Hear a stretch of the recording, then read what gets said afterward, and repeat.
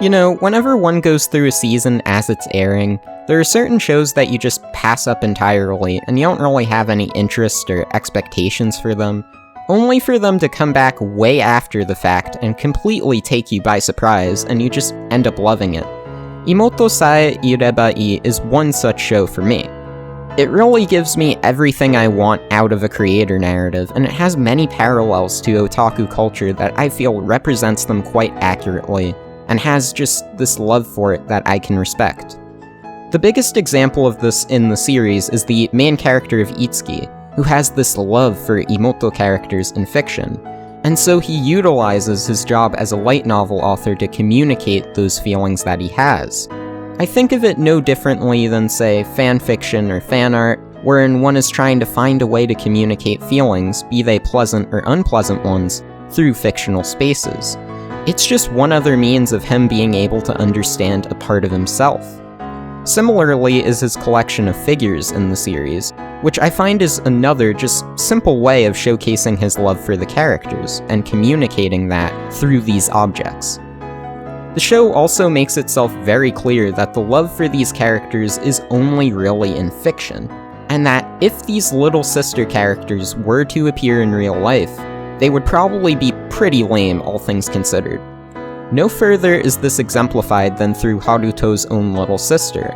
When she comes up in discussion, Itsuki specifically states his distaste for her, and Haruto, while trying to defend his sibling, still can't help but admit some of her own character flaws.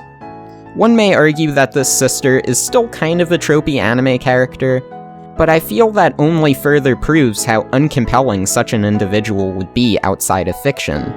Even in the case of Chihiro, who is Itsuki's stepsister, although she has never admitted this out of fear for how Itsuki might react, and pretends to be his stepbrother, there's still a very different dynamic between him and her as siblings than there is for legitimately any of the characters in Itsuki's stories.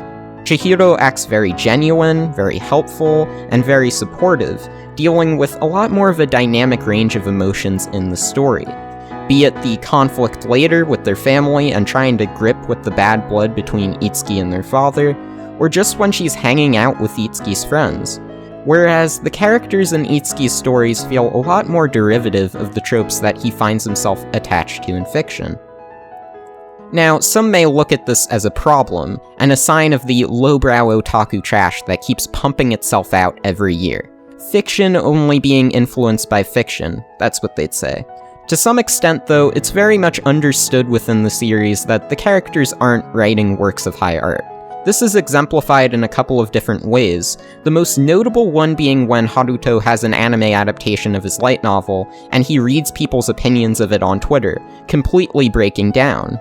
Some hate the anime while defending the light novel, whereas others completely trash on both.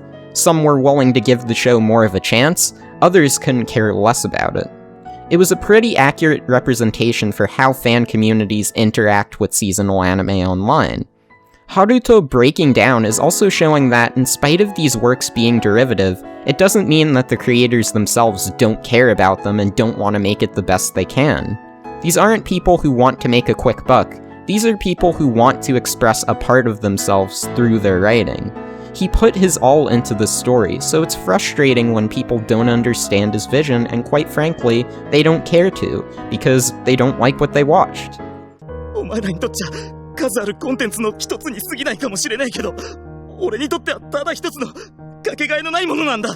And so Haruto learning to come to terms with that scrutiny proves difficult.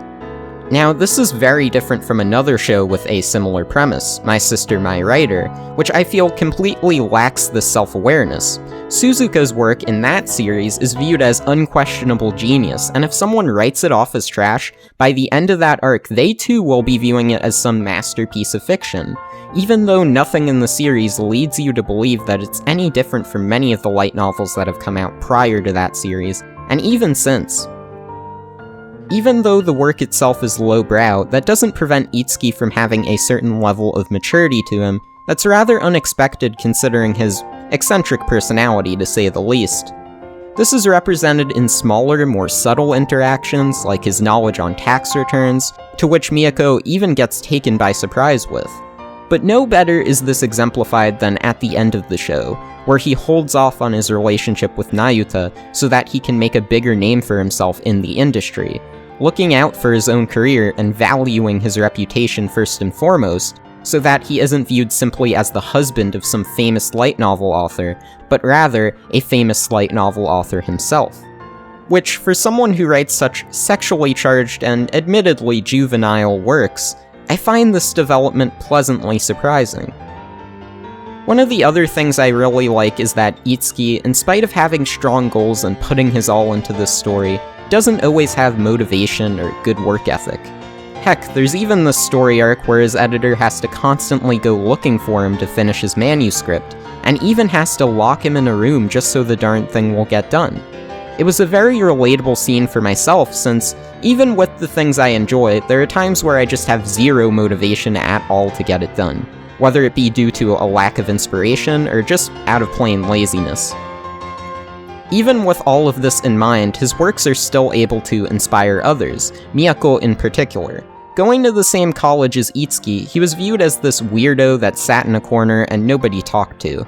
Miyako, on the other hand, she's a bit of a normie, admittedly, and when the two started interacting, they set things off on quite the wrong foot, to say the least.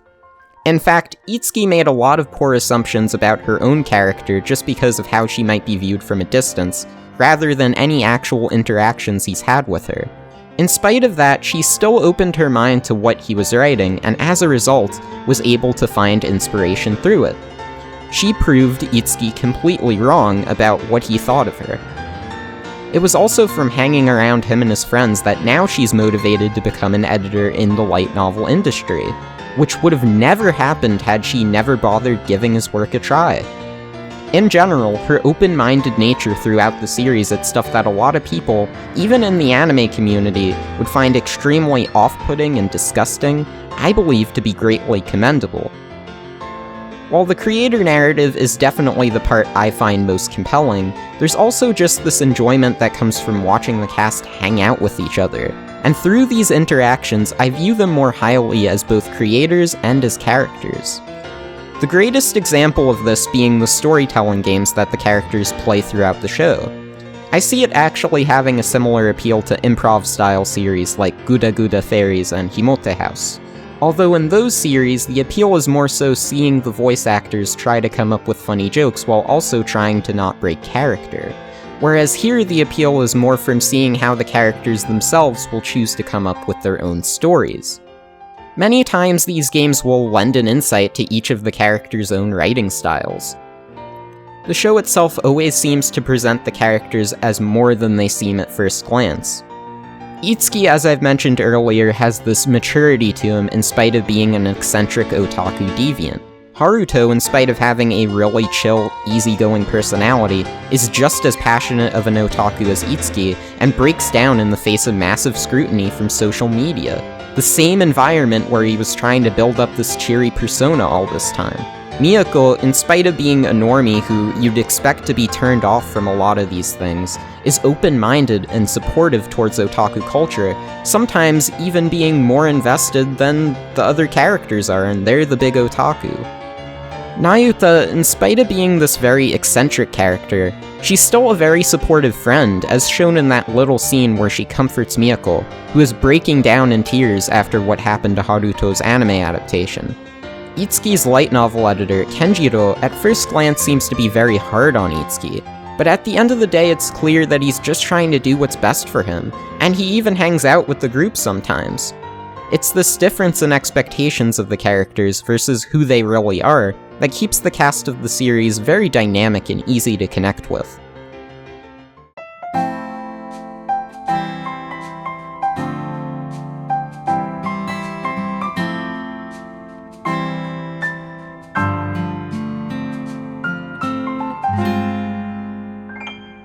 Before I wrap things up, I want to end on one more thing that I really love about the series, and that's the show's ending theme.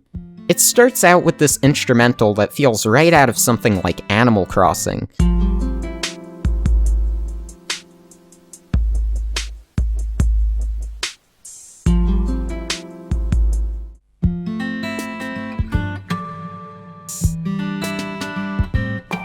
which fits perfectly with the chill element of the show, and how many parts of the series is just the characters hanging out and bonding together.